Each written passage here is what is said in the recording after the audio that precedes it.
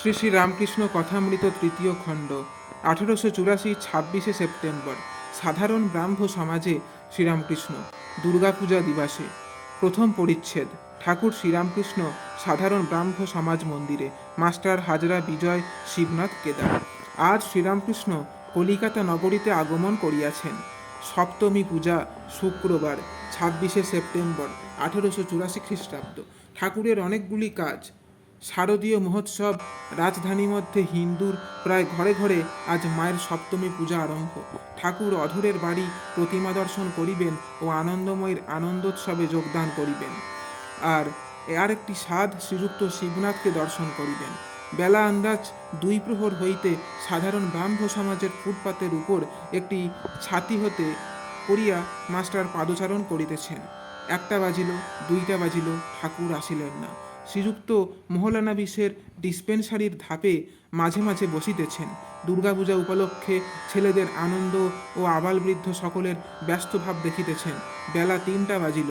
কিয়ৎক্ষণ পরে ঠাকুরের গাড়ি আসিয়া উপস্থিত। গাড়ি হইতে অবতরণ করিয়াই সমাজ মন্দির পৃষ্ঠে ঠাকুর করজোড়ে প্রণাম করিলেন। সঙ্গে হাজরা ও আর 2-1টি ভক্ত। মাস্টার ঠাকুরকে দর্শন লাভ করিয়া তাহার চরণ বন্দনা করিলেন। ঠাকুর বলিলেন, আমি শিবনাথের বাড়ি যাইব। ঠাকুরের আগমন বার্তা শুনিয়া দেখিতে দেখিতে কয়েকটি ব্রাহ্মভক্ত আসিয়া জুটিলেন। তাহারা ঠাকুরকে সঙ্গে করিয়া ব্রাহ্মপাড়ার মধ্যে শিবনাথের বাড়ির দ্বারদেশে তাহাকে লইয়া গেলেন। শিবনাথ বাড়িতে নাই। কি হইবে দেখিতে দেখিতে শ্রীযুক্ত বিজয় গোস্বামী, শ্রীযুক্ত মহলানবিশ ইত্যাদি ব্রাহ্ম সমাজের কর্তৃপক্ষেরা উপস্থিত হইলেন ও ঠাকুরকে অভ্যর্থনা করিয়া সমাজ মন্দির মধ্যে লইয়া গেলেন। ঠাকুর একটু বসুন, ইতিমধ্যে শিবনাথ আসিয়া পড়িলেও পড়িতে পারেন। ঠাকুর আনন্দময় সহাস্য বদনে আসন গ্রহণ করিলেন। বেদির নিচে যে স্থানে সংকীর্তন হয় সেই স্থানে বসিবার আসন করিয়া দেওয়া হইল। বিজয়াদি অনেকগুলি ব্রাহ্মভক্ত সম্মুখে বসিলেন। শ্রীরামকৃষ্ণ বিজয়কে সহাস্যে, শুনলাম এখানে নাকি সাইনবোর্ড আছে, অন্য মতের লোক নাকি এখানে আসবার জো নাই। নরেন্দ্র বললে, সমাজে গিয়ে কাজ নাই, শিবনাথের বাড়িতে যেও। আমি বলি, সকলেই তাকে ডাকছে, দেশাদেশির দরকার নাই। কেউ বলছে সাকার, কেউ বলছে নিরাকার। আমি বলি, যার সাকারে বিশ্বাস সে সাকারই চিন্তা করুক, যার নিরাকারে বিশ্বাস সে নিরাকারই চিন্তা করুক। তবে এই লা যে মতুয়ার বুদ্ধি ভালো নয়, অর্থাৎ আমার ধর্ম ঠিক আর সকলের ভুল, আমার ধর্মে ঠিক আর ওদের ধর্ম ঠিক কি ভুল, সত্য কি মিথ্যা, এ আমি বুঝতে পারছি নে।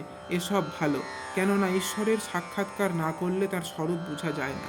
কবির বলতো, সাকার আমার মা, নিরাকার আমার বাপ।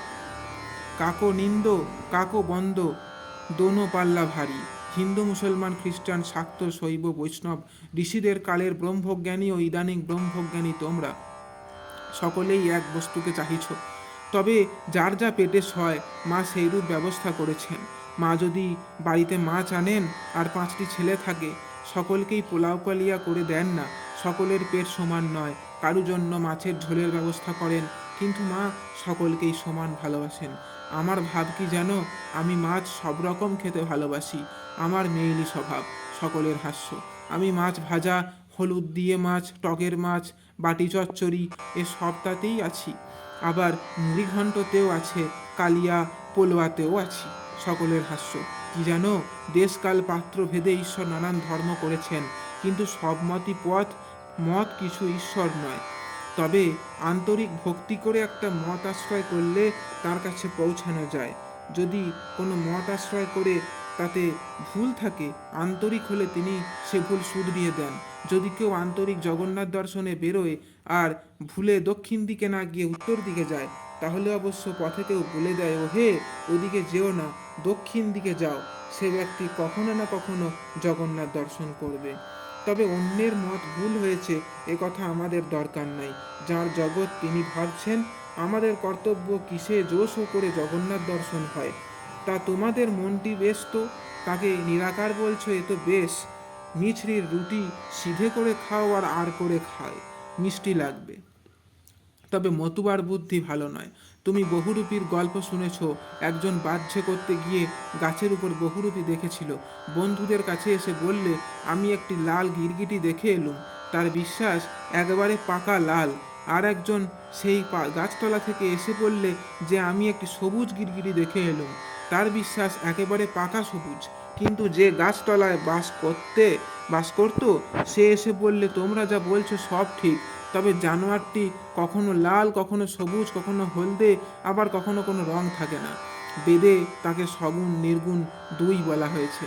তোমরা নিরাকার বলছো একঘেয়ে, তা হোক, একটা ঠিক জানলে অন্যটাও জানা যায়। তিনিই জানিয়ে দেন।